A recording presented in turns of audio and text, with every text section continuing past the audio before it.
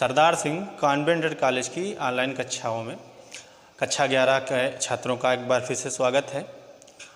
तो विषय हिंदी के तहत आपका जो पाठ चल रहा है सूरदास है, और सूरदास में कई शीर्षक हैं। तो पहला शीर्षक था विनय, दूसरा वात्सल्य, और ये तीसरा शीर्षक है भ्रमर गीत। भ्रमर गीत इसलिए नाम रखा कि जो श्री कृष्ण भगवान के मित्र उद्धव जी थे वो भ्रमर हैं, और जो गोपियां हैं वो कमल या फूल हैं। जैसे फूलों को भ्रमर जो है नुकसान पहुंचाता है, ठीक इसी प्रकार उद्धव जी की जो बातें हैं वो गोपियों के मन को ठेस पहुंचाती हैं। इसलिए उनका नाम उद्धव प्रसंग ना रख करके या उद्धव गीत ना रख करके भ्रमर गीत रखा, उनको भ्रमर माना गया है। तो ये भी सूरसागर से ही है। और देखें इसका पहला भाग देखिए कितना सुंदर है, और ये ब्रज भाषा में लिखा गया है, आप जानते ही हैं। तो कह रही हैं, सूरदास जी कह रहे हैं कि उद्धव मोहि ब्रज विसरत नाही।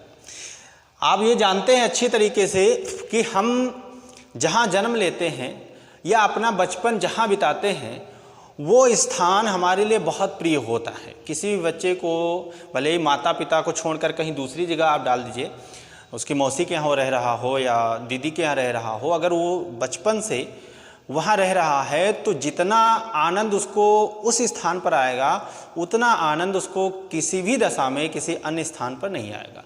यानी बचपन की जो यादें होती हैं वो कुछ अलग ही होती हैं, और उन यादों को जब हम बचपन में जाते हैं कभी याद करते हैं तो आपस में कभी कभी हम लोग बात भी करते हैं कि बचपन में हमने ये किया था तो कितना मज़ा आया था, कितना आनंद आया था। इस प्रकार की बातें भी हम करते हैं याद करके। तो यहाँ भगवान श्री कृष्ण भी बचपन की ही बातें कर रहे हैं, और बचपन उनका कहाँ बीता आप जानते हैं, वृंदावन में बीता, और इस समय वो कहाँ हैं, मथुरा चले आए हैं। तो उनको वृंदावन की याद आ रही है, और वृंदावन की याद आने के कारण उनको बड़ा दुख हो रहा है। तो विप्रलंभ श्रृंगार रस इसीलिए इसमें है। तो आप देखें क्या कह रहे हैं कि उद्धव मोहि ब्रज विसरत नाही। हे उद्धव जी, अपने मित्र उद्धव जी से कह रहे हैं कि हे उद्धव जी, मुझसे ब्रज की यादें भुलाई नहीं जा रही हैं, मुझसे वृंदावन की यादें भुलाई नहीं जा रही हैं। कौन कौन सी यादें हैं उनकी? देखिए, हंस सुता की सुंदर कगरी अरु कुंजन की छाही। हंस सुता, हंस माने सूर्य और सुता माने पुत्री, सूर्य की पुत्री, और जो यमुना है कालिंदी हैं उनको सूर्य की पुत्री माना गया है, इसलिए हंस सुता का अर्थ यमुना से है। तो यमुना की सुंदर कगरी, कगरी माने किनारा, तो वो यमुना का जो सुंदर किनारा था है वो मुझसे भुलाया नहीं जा रहा है। अरु कुंजन की छाही, और वो कुंजों की जो घनी छाया है, शीतल छाया है, वो भी मुझसे भुलाई नहीं जा रही, वो भी मुझे याद आ रही। वै सुरभि वै बच्छ दोहिनी खरिक दुहावन जाही। कहा वै सुरभि, वे गायें, गायों के साथ वन को जाते थे, गायें चराने जाते थे। तो जो गायें थी वे बच्छ, उनके वे बछड़े, और दोहिनी, दुहने का पात्र, दूध दुहने का पात्र, खरिक दुहावन जाही, और खरिक में यानी गौशाला में गायों को दुहने जाना भी मुझसे भुलाया नहीं जा रहा। क्या क्या चीज़ें इसमें बताई? कहा कि वे गायें और उनके वे बछड़े, और उन गायों को दुहने के लिए जो दोना बनाते थे हम लोग वो, और उस दोने में जब दूध भर करके जो हम पीते थे वो, और गौशाला में गायों को दुहने जाना भी मुझसे भुलाया नहीं जा रहा है। ग्वाल बाल मिल करत कुलाहल नाचत गही गही बाही। कहा कि हम ग्वाल बाल जो थे गायों को चराने जाते थे, जंगल में चराने जाते थे या वृंदावन में रहते थे, तो मिल करके खूब शोर मचाया करते थे। कुलाहल, कुलाहल माने कोलाहल, शोर करना, शोर मचाना। आप जानते हैं छोटे बच्चे जब खेलते हैं आपस में तो खूब शोर करते हैं, खूब चिल्लाते हैं। तो कहा कि ग्वाल बाल मिल करत कुलाहल, हम ग्वाल बाल आपस में परस्पर मिल करके खूब कोलाहल करते थे, शोर मचाते थे। और नाचत गही गही बाही, और एक दूसरे के बाहों में बाहें डाल करके हम नाचते थे, आनंदित होते थे। ये भी बात मुझसे भुलाई नहीं जा रही। यह मथुरा कंचन की नगरी मन मुक्ता हल जाहि। देखिए सुख जो है केवल धन से नहीं मिलता, इस बात से इनकी स्पष्ट है जो कहा यह मथुरा कंचन की नगरी मन मुक्ता हल जाहि, यानी मणियों और मोतियों की कोई कमी नहीं। मणि मुक्ता हल, मोतियों का समूह, कमी नहीं है उसकी। तो कहा जो यह मथुरा नगरी है ये कंचन की नगरी है, सोने से बनी हुई नगरी है और इसमें मणियों और मोतियों की कोई कमी नहीं है। जब ही सुरति आवति वा सुख की जी उमगत तन नाही। कहा लेकिन सोने से, हीरे मोती जवाहरात से मनुष्य को सुख प्राप्त नहीं हो सकता।